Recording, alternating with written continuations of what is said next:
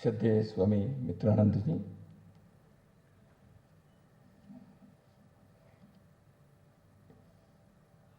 elders, the devotees of the Chinmaya mission, and the social workers who are active in various socio-cultural fields, respected mothers, sisters and brothers.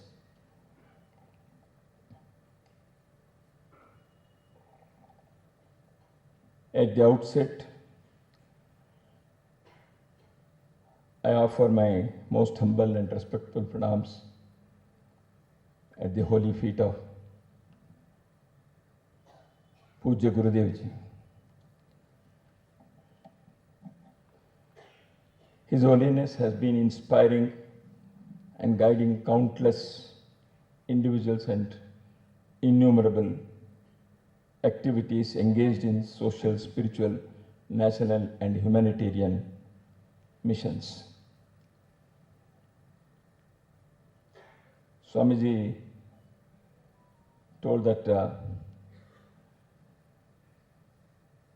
I feel Chinmaya mission is mine, or I belong to this mission. Being a worker of Rashtriya Swayamsevak Sangh, we have been told and trained to recognize and respect all those activities, missions, efforts in our society who are working for the welfare of the people, welfare of the humanity,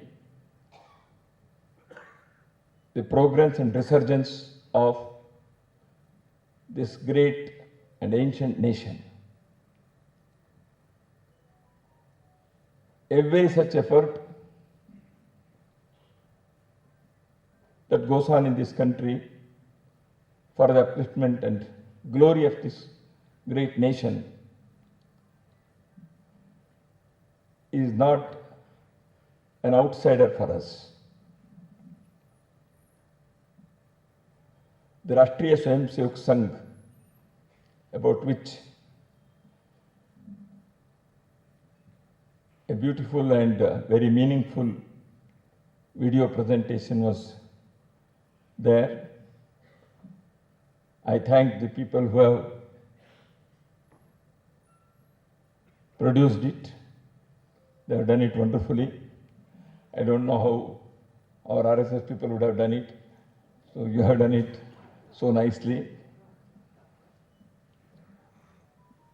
Because it is done by Chinmaya mission, it is their copyright. Because it is about RSS, it is our birthright.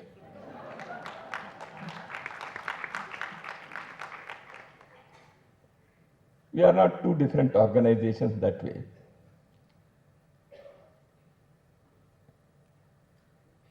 We are two facets of the same mission.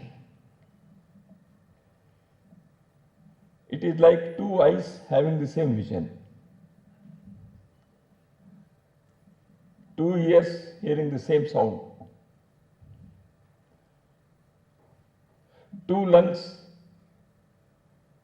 breathing for the same body. I don't find a difference except that Swamiji has put it, which Gurudev was used to say that white-clad men of RSS are sannyasis. That's what he said. It was his greatness that he recognized, and he showered his love and affection on the Swayamsevaks wherever he has gone, in this country or outside.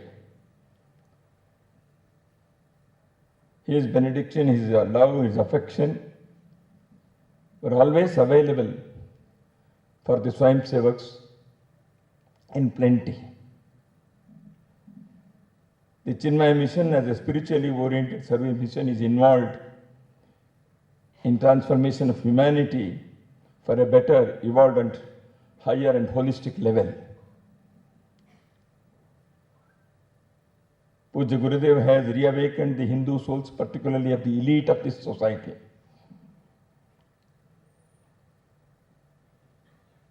The most prominent of his contributions is the wonderful idea of Gita Jnana Yajna. Swamiji, as he told, he asked me to speak on the occasion of the Ashtottara Shata Janmotsava of Puja Gurudev, 108th birth anniversary. Of course, I readily accepted, but I was not feeling confident. I accepted because the order is from Chinmaya Mission, and Swami Mitranand is asking, I can't say no. But I was not very confident because I will be speaking to most of the devotees of Chinmaya Mission, and the two from Tamil Nadu and Chennai. So I thought, what should I speak? Then Swamiji gave me the idea also, which I am trying to share with you here through my words. Whether I have come up to the mark or not, it is left to Swamiji to assess me and evaluate me later.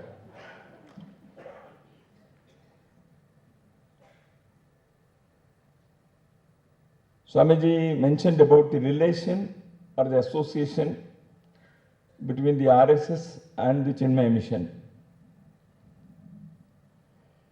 It is very difficult to explain. Sri Guruji Golwalkar, who was the second Pujanya Sarsanga Chalak of the Rashtriya Swayamsevak Sangh, and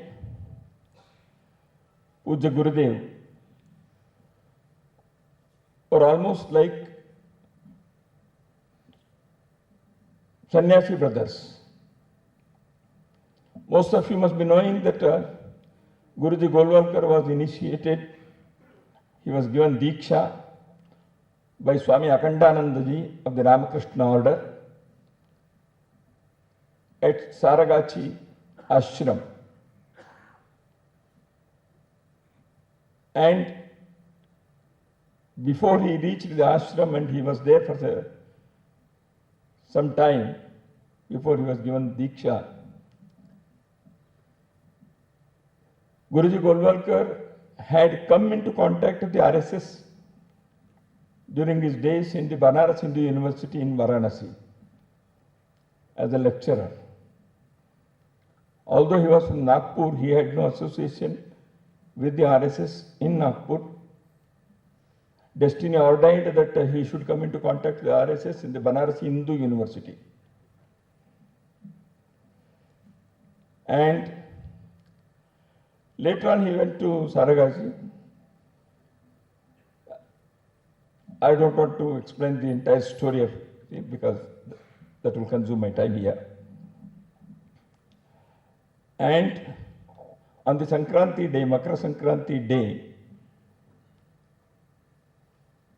in 1935 or 36, he was given the Diksha by Swami Akhandanandaji, and Akhandanandaji himself asked him to work for the Sangh. And Sri Guruji and Gurudev, they came into contact, they knew each other later on throughout life. And Swami Dayananda Saraswati ji, he used to refer to an incident which repeatedly happened, of course, but he had been witnesses to that. So he used to explain to us in the Sangha meetings when Swami Dayananda ji had come. He said, I was to Swamiji, so whenever Guruji Golwalkar came, Swamiji stood up and he wanted to touch his feet. And Guruji Golwalkar, when he is seeing Swamiji himself, he used to bow and he wanted to touch the feet of Gurudev. So both were in competition to touch the feet of the others. And ultimately both used to embrace each other. So Swami Dayananda told once, I asked, Golwalkar ji is not in saffron clothes. He is not a sannyasi, though he was having beard and all.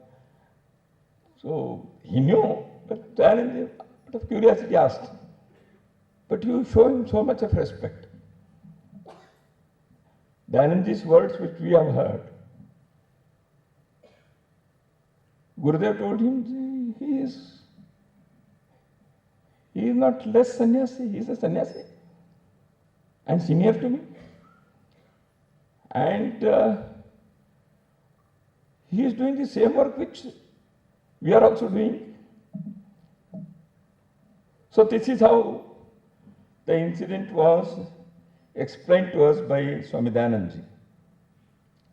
As far as the association of Swamiji with the Sangha is concerned, I would like to take you back to 1953 or 54, in those early days, when Swamiji had started his Gita Jnani Yajna in Chennai and Kerala and other places. Early days. In 1953, Swamiji came in contact with the RSS in Kozhikode and other places in Kerala. P. Parameswaran ji, who became the president of Vivekananda Kendra later on and who founded Bharati Vichar Kendram in Trivandrum, one of the towering intellectual of that Kerala has produced,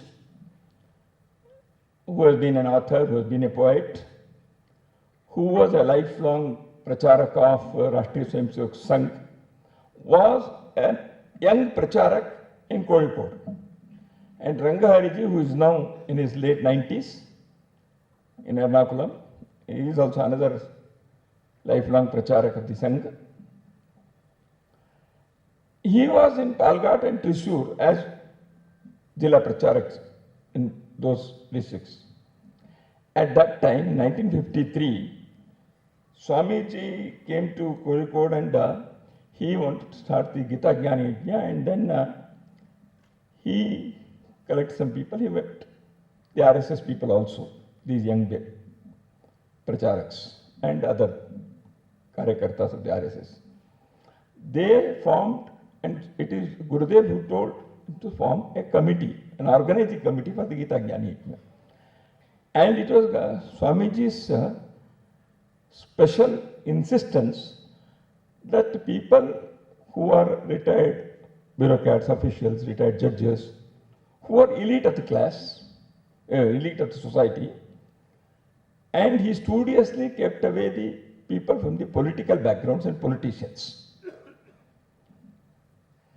And those who understand English language, because Swamiji used to speak in English, as we all know. His English was, I should not say anything about it, so stylish, so flowery, so fluent. And Gita Jnana was organized, and in those days, the days of the Gita Jnana Yajna it depended upon the length of the chapter. If it is 20 slokas, so many days. If it is 40 slokas, more days. Later on, Swamiji condensed it to 10 days, as we all know. So in different towns, the Gita Jnana Yajna was organized, and people used to come in big number, with Bhagavad Gita in their hands. They were sitting and doing it, and many a time, in some places, the translation of the English speech of Gurudev into Malayalam was done by P. Parameswaranji, Rangahariji and Madhavanji and such people who were Sangha Pracharaks. So because of these people also had to study Gita and understand the style, content and all the stories, the examples that Gurudev explains in his own inimitable style. I have attended in Bangalore, Gita Jnana Yajna and Upanishad classes in my college days, university days in Bangalore, National High School grounds. So, these people used to translate, organize, and in those days, Swamiji had asked that people should keep their footwear outside and then come inside. Later on in big etc., that slowly it went, that practice was not insisted, I think. But in those days, this arranging the footwear outside the pandal, outside the hall, taking care of them, giving the slip to the owner of the footwear, and then organizing, all these things were being done by the Sangha Swayamsevaks. So Sangha Swayamsevaks were taking care of footwear outside, and Sangha Swayamsevaks, Pracharaks were also making translations from the dais. So this is the association in the early days of Gita Jnana Yajna in Kerala. And then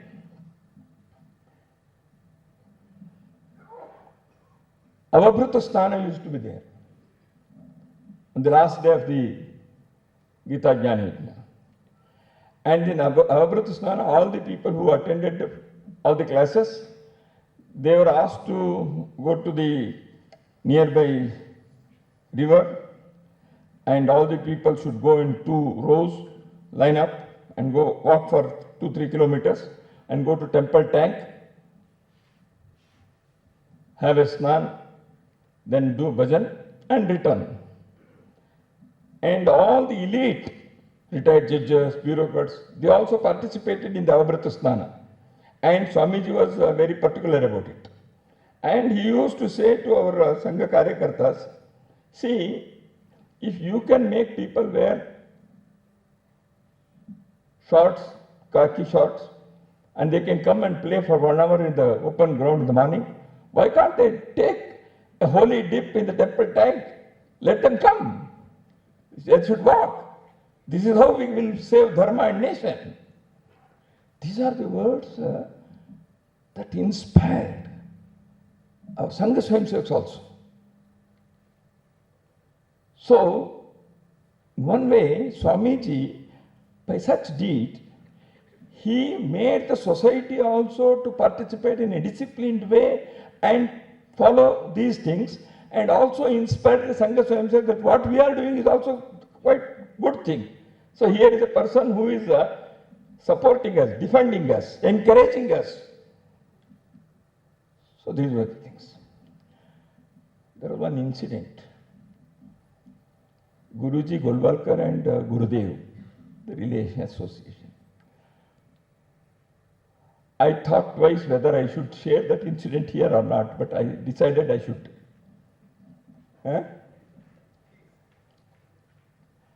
Without hurting anybody.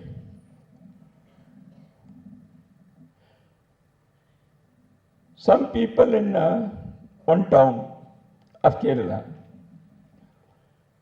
belonging to Brahmin community, they came to Guruji Golwalkar of the RSS when he was on tour. And they approached Guruji Golwalkar where he was staying in a house, somebody's house. They said, we have one question. What's it? Is it correct for a Shudra, a non-Brahmin, to explain Bhagavad Gita? Whether Shastras accept it?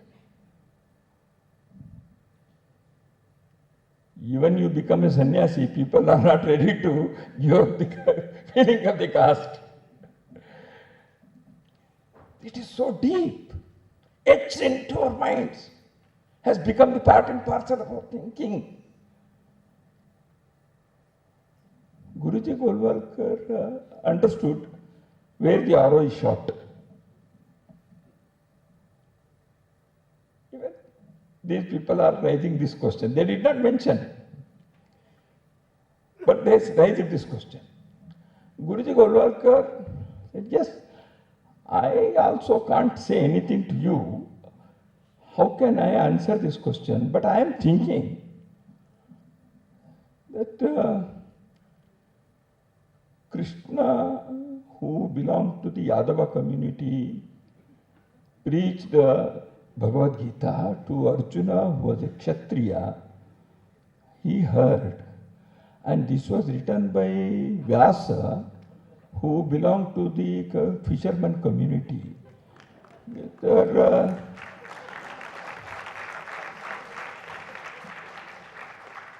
Whether Shastras accept this or not, I am also in doubt. So that's why I cannot convince you on the basis of Shastras. The people who came, they understood. So they quietly left the place. Swamiji, this is the way Guruji cleared the unnecessary questions that arise in the minds of some people in the society. And that was the way Gurudev encouraged the Rashtriya Swayamsevak Sangh people that what you do is the right thing. Dear sisters and brothers, this has been the association of Chinmaya Mission and the RSS.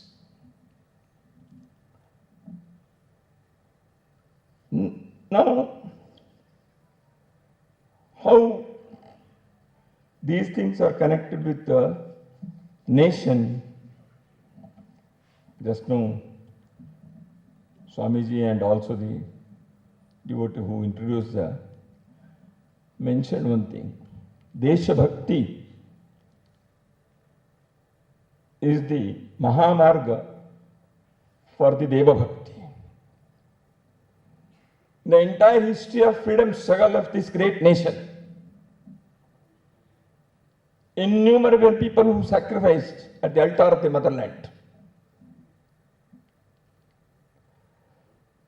They were inspired because of their unquestionable commitment to the motherland. But they exhibited that great nationalist fervor because they understood that this is the way of the Adhyatma. This is the way to worship the Almighty. This is the way to submit before the great Creator. For all those people who participated in the revolutionary activities of this country for the emancipation of Bharat Mata, they always felt that this land is a holy land. It is a Punya Bhumi. This land is a land of Almighty. It is a Deva Bhumi. And in Kankar mein Shankar hai. In every particle of the land of this soil, Shankara is living there. This was the feeling of every revolutionary in this country. That's why many of them, when they were sent to gallows, while on the way to gallows, they were holding the copy of the Bhagavad Gita. When Madanlal Dhingra was hanged, not in this country, but away in England, there was a smile on his face. Young man, fashionable youth, studied in the Imperial College of London. He had not gone there to fight for the nation. He had gone there for his higher studies, but he came in contact with Swatantraveer Vinayak Damodar Savarkar, and he became a revolutionary. And then he was hanged because of the revolutionary act. And he was smiling. And the jailer asked, Baba, you are going to be hanged. What is your feeling? He said, give me a comb and a mirror. Just let me set my hair. I said, what are you saying? Yes, I am going to meet my mother. I should not go in shabby way. And I am sure the mother will send me again back to my Janmabhumi to work for her. Who said this is my last life? I will come again, I will work. Is this not spirituality? What else is? So this patriotic fervor, the nationalist feeling, and the spiritual, they are not two different things, they are intertwined. One supports the other. And this is how this nation has seen the people who have worked in various walks of life, whether it is teachers, the masters, the artists, the singers, the dancers, the sculptors, the writers, the authors, the poets, the sages, the saints, the kisans, the merchants and traders, the kings, all have shared this great nationalist feeling, and they saw that we have taken birth in this land to serve the motherland. History is full of such great inspiring stories, but unfortunately, in the last 100 years, particularly in 70, 75 years after independence, that history has not been told to our generations in the schools and colleges, in the precincts of the universities. Now the things are changing. Bharat is taking a turn. Bharat is rising. And here comes the nation first. Why it is? The Rashtriya Swayamsevak, about which you have just now watched that video, has been founded to strengthen the nation. Every person in any country is expected to be a patriot. And in many countries, in almost all the countries, the law of the land mandates a person to be patriot. If he is having a loyalty to another country, it is a sin, it is an offense, which can be, a person can be punished for that. Except as nationalism, unfortunately, because of the experience in the European countries or in some other such countries, term in another language, particularly in English. No. The root of nation as a term is different, it is native. The root of Rashtra in Sanskrit is different. It is Rajan, Rastra is Rashtra. They are having two different roots. That the Rashtra is not the nation. And one more thing has happened in the modern times. The nation state is equated with the nation. A nation state is having a physical border. It is having a government established. It is having a constitutional sovereignty. They are having a currency. They raise an army. And the military protects the borders. And when these things are there, it is the nation state. A nation is not this. Nation is a cultural concept. What is culture? Culture is the expression of the soul of a nation. And insofar Bharat is concerned, what is the soul of Bharat? Bharat's soul is Adhyatma. Swami Vivekananda said, it may be trade or commerce, it may be law or something different for Europe, for England, for France, for America.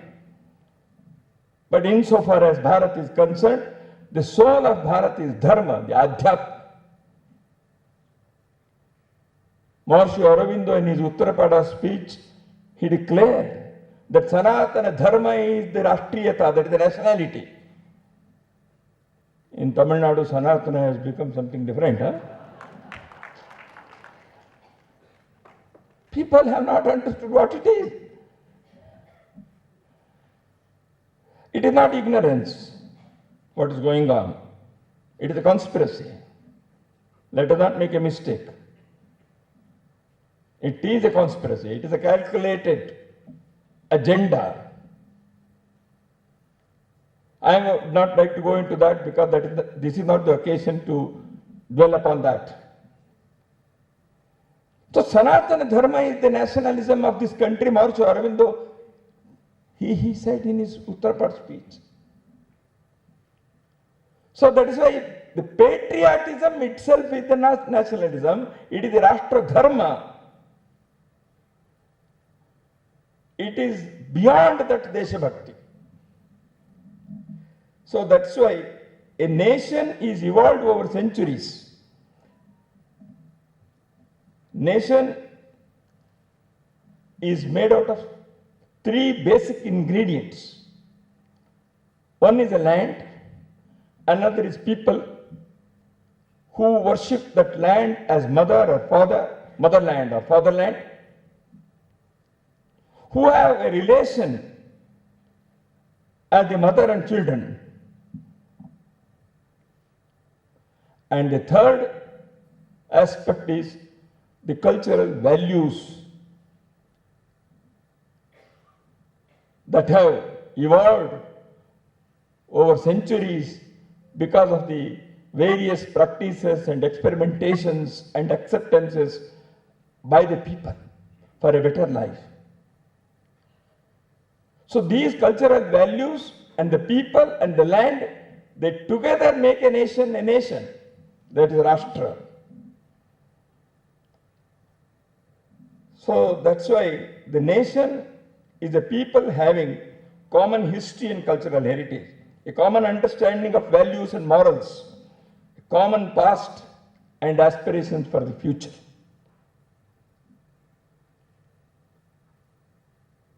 So when Rashtriya Swayamsevak Sangh was founded, this was the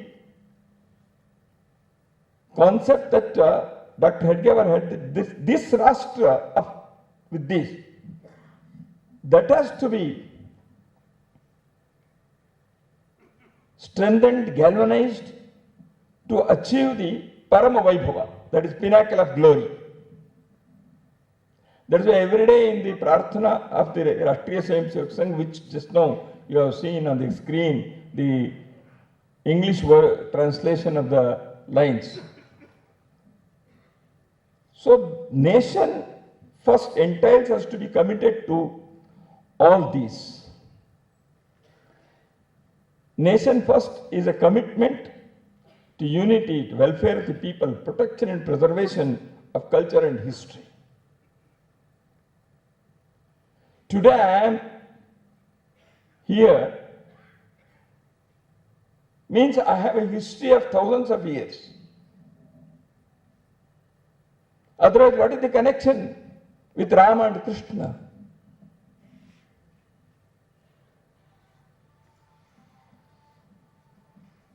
So nationalism has a cultural foundation, and that culture is known as Hindu culture, Sanatana, Indic, Arya, Bharatiya, it can be referred as mentioned or recognized in different terms. Each one has its own connotation. But however, if the content is not of much difference, the form is acceptable. If somebody wants to call it Indic culture, not Hindu culture, no quarrel. As long as the content is same. I was telling about Rama and Krishna. This land is of Rama and this land is of Krishna, we say. Rama and Krishna are not two individuals. They represent the dharma, the Sanskriti, the Adhyatma, the values of life. The values of Rama have become the values of this land. You can't discard it.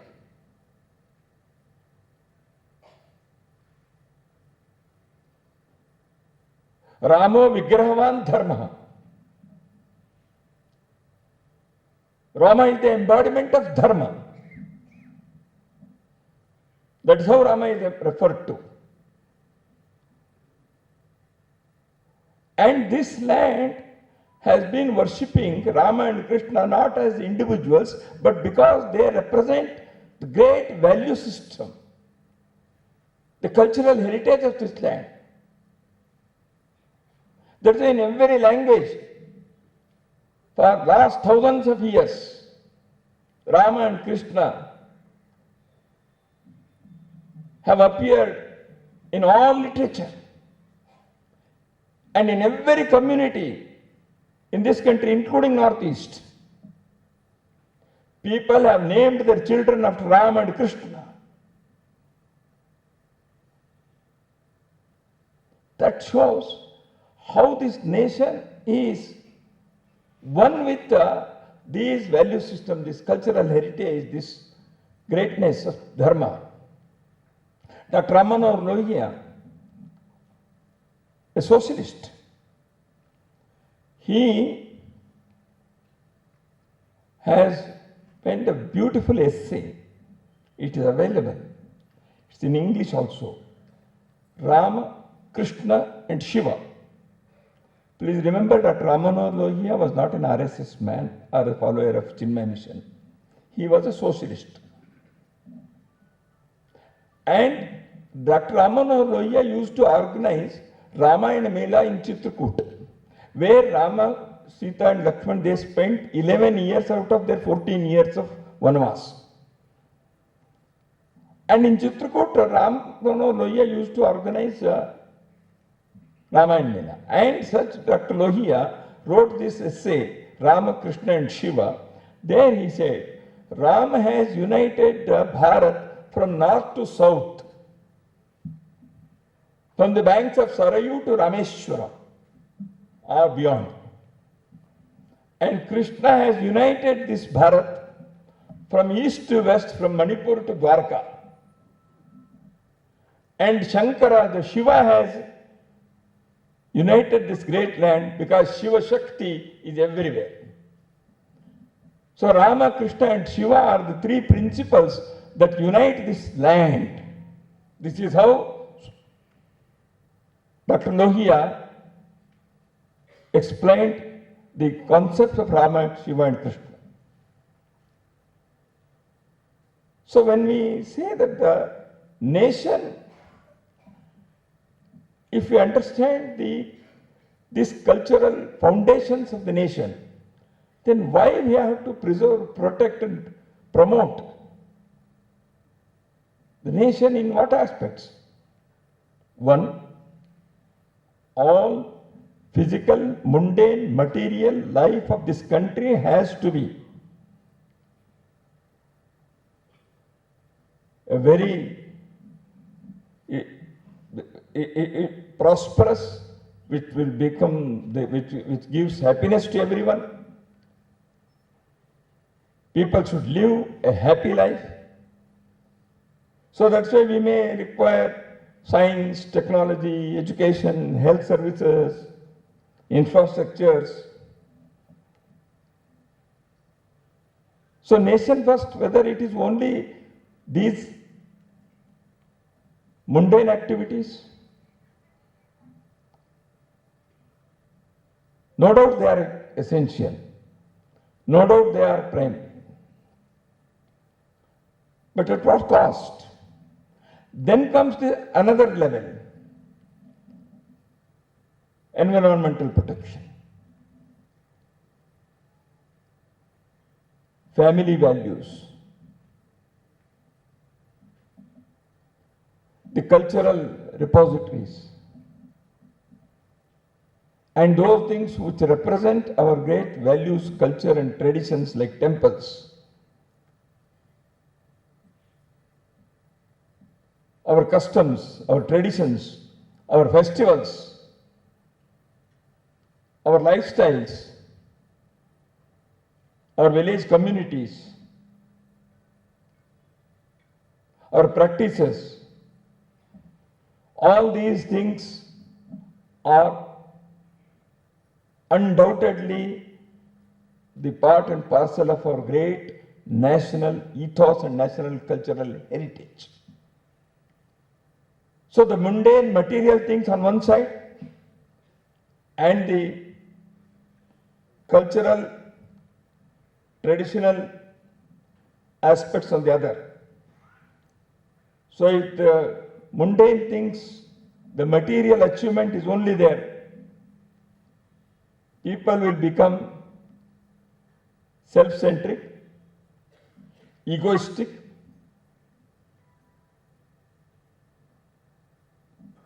Ravana had everything. He had knowledge. He had wealth. He had great technological powers. He had many things for his achievement. But because of the science values, because of the absence of values, he could not become the ideal of the humanity.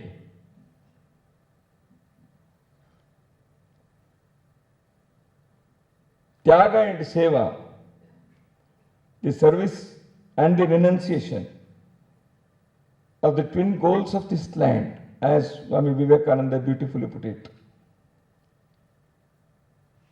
And Gurudeva, when he founded Chinmaya Mission, on one side, the Adhyatmika Marga, that was taken care of. But the worldly life on the other side, to provide better education, skill, health care, and so on and so forth. That is why the Rashtriya Swayamsevak Sangh, the Chinmaya Mission, and many other spiritually oriented service missions have been doing it. So the nation first demands us to take care of both the aspects of Abhyudaya and Nishreyas. Abhyudaya is physical world, the Nishreyas is of the spiritual. And for this, Swamiji, he wrote article in Tapovan Prasad in the late 50s or early 60s.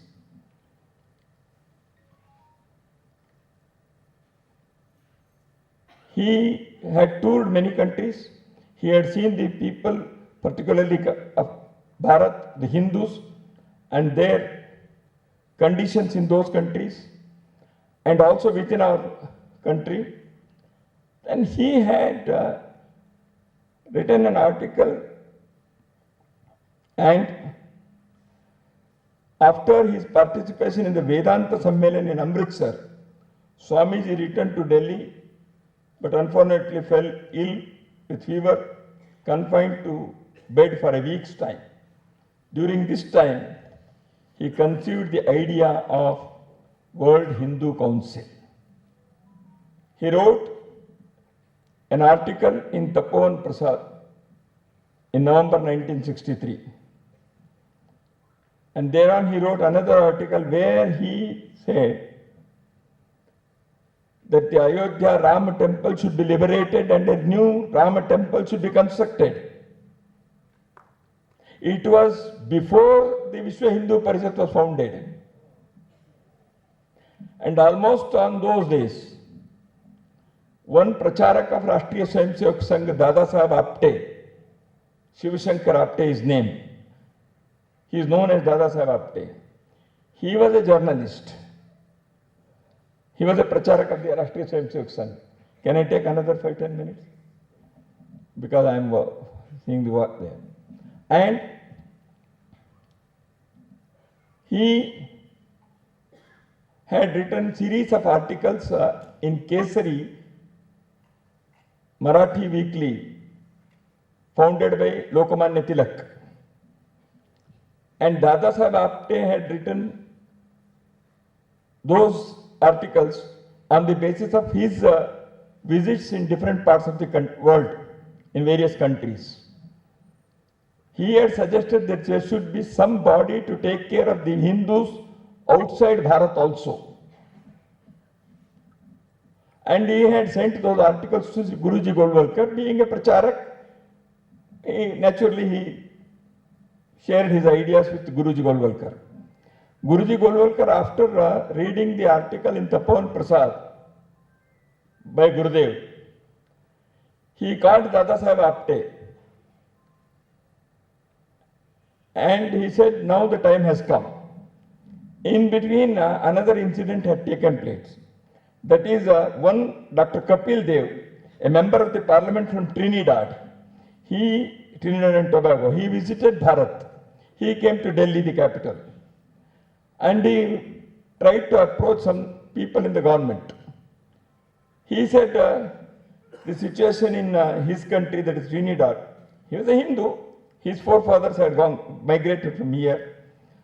So he said, we have to protect the interests of Hindus there. We don't have people, pujaris in temples. There are no people who can perform marriages or after death ceremonies, etc. So we don't have any people, but we are Hindus. So please arrange something. He came, Kapil Dev, from all the way from Trinidad to Delhi. And in government, being a secular government, they would not do anything of this kind. So then somebody in the government suggested that he should meet Guruji Golwalkar. Then he tried to see in 1950s and early 60s, only trunk calls were there and postcards were there. So Kapil Dev tried to meet Guruji Golwalkar and he met him in Belgaum in Karnataka because Guruji was on tour there. And he said, this is, Guruji heard and he said, we will try. After some, we went back. So Kapil Dev's visit, Gurudev's article in Tapovan Prasad, Dada Saheb Apte's series of articles. Then Guruji Golwalkar said, this is now the time has come. So go and meet Swami Chinmayananda ji. Try to arrange a meeting. And Swamiji also wanted somebody because he had already written about World Hindu Council. So when the pracharak was sent from Guruji Golwalkar, Swamiji said, we shall arrange a meeting in Powai Sandipani Ashram itself. Then a meeting took place in 1964 on 29th and 30th August in the Powai Sandipani Sadhanalaya.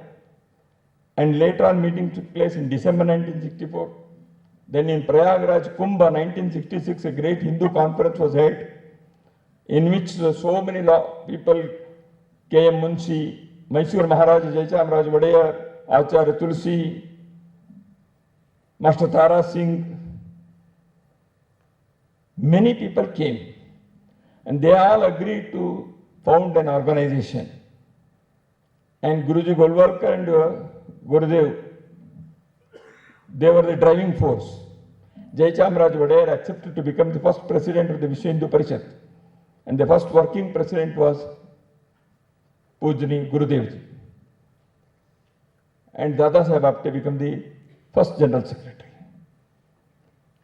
And the next year, in the Krishna Janmashtami day, in Sandipani Ashram of Powai, the Vishwa Hindu Parishad was founded. Now after this, the Ram Janmabhoomi meeting was the secular ideas of the government were not taking care of the nation. They wanted to take care of the only governance. That is why I tried to explain what the nation is. Unless and until you take care of the cultural values of a country,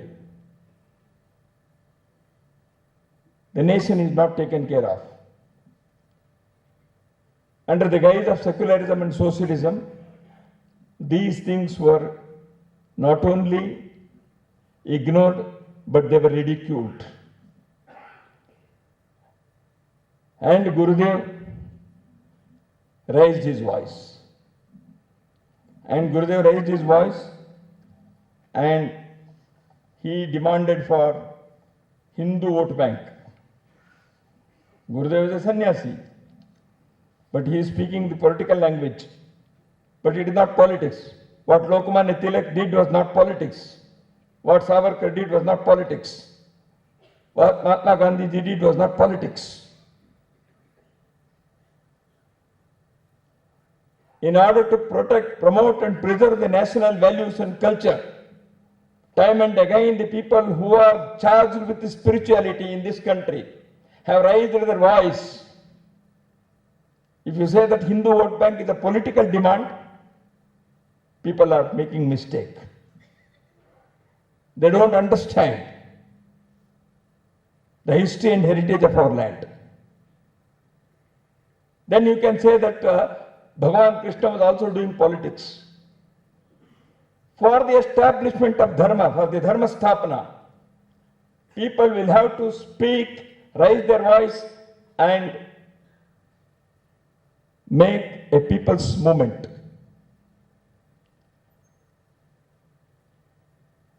Pujya Swami Chinmayananda ji, he became the guiding force for the Rama Janmabhoomi movement within this country and elsewhere in the world. He became the strong votary. He became the defender. He became the spokesperson. He became the leader of this great movement. In 1992, when the Babri structure was demolished, in January 1993, Sangh's Pracharak Ram Madhav ji, he interviewed Gurudev. Interview is a long one, but just I will quote one or two sentences from the village. So, Swamiji said, we have waited for long, now it is time to go for a temple, irrespective of the government, we should do it. Then Ram Madhav, as a journalist, he asked, must there be a temple built there, Swamiji? Swamiji, angrily, are you a Hindu or Muslim that I am talking with? And as a Hindu, you are asking me whether Ram temple must be built. Opinion on Ram temple? It is like asking whether I should reject my wife or not. Is it an opinion? My job is to look after my wife. That question, if you are asking, you are insulting me. I am having the entire text of the interview. Then Ram Madhav asked, so much blood, Swamiji? Swamiji retorted, when is it that blood was not there? When you were delivered, when you were a baby, was it not in blood? A nation is built in blood. A nation imbues in blood, and a nation disappears in blood.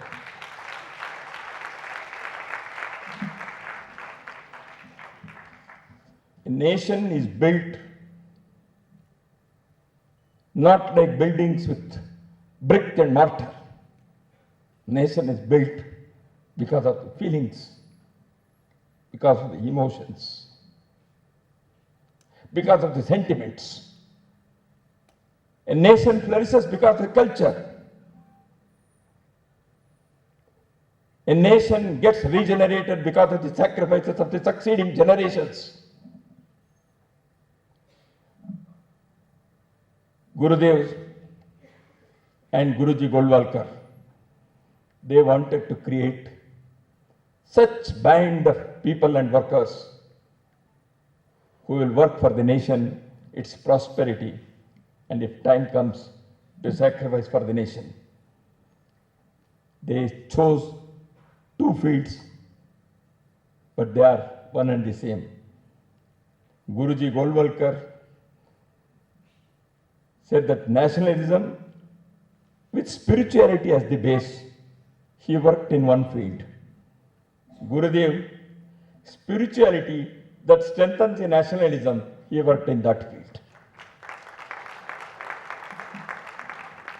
Both were the ardent worshippers of Mother Bharat, and for them, nation first is a spiritual, cultural, and dharmic